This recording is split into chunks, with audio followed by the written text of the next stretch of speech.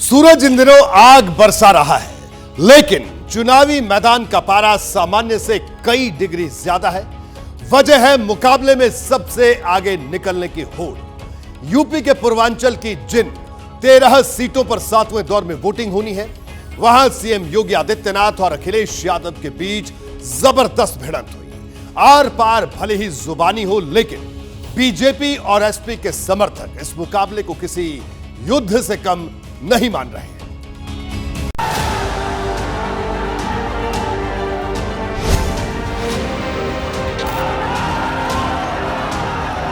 अखिलेश यादव जिंदाबाद जिंदाबाद जिंदाबाद।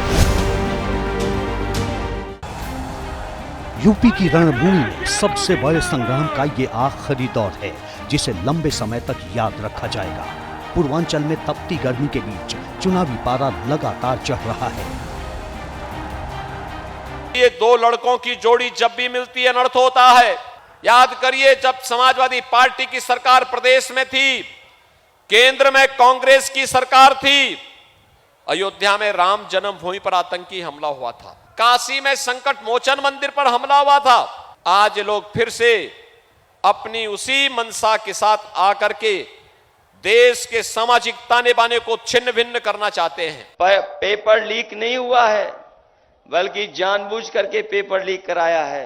नौजवानों को कहना चाहता हूं, अगर बीजेपी ने रिकॉर्ड बनाया है नौकरी ना देने का, तो इंडिया गठबंधन भी रिकॉर्ड बनाएगा अपने नौजवानों को नौकरी देने का। आखिरी दौर में यूपी में पूर्वांचल की 13 सीटों पर जबरदस्त मुकाबला है।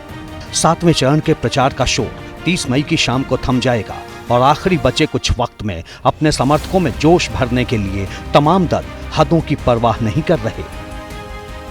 एक मुसलमान कहता है कि मैं गोमांस खाऊंगा, गौ हत्या करूंगा, हिंदू वहां पे अड़ जाता है, कहता नहीं, जन्म जन्म का नाता है, गाय हमारी, गाय हमारी।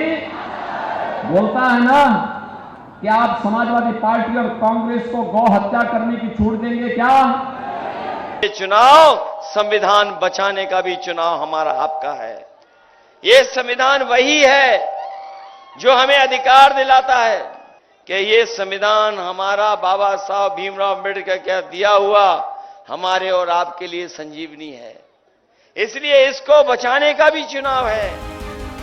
चुनावी मैदान में इतिहास के पन्ने पलटे जाने जारी हैं।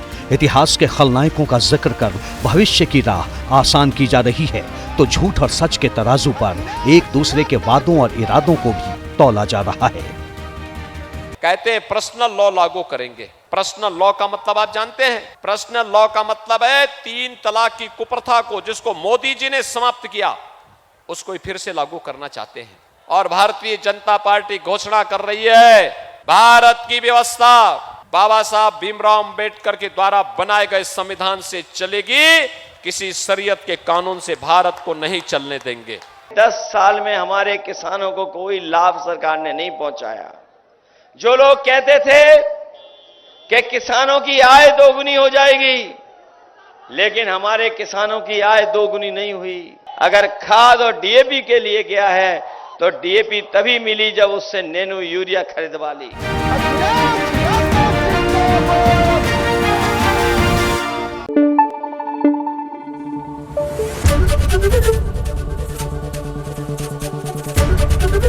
एबीपी न्यूज आपको रखे आगे।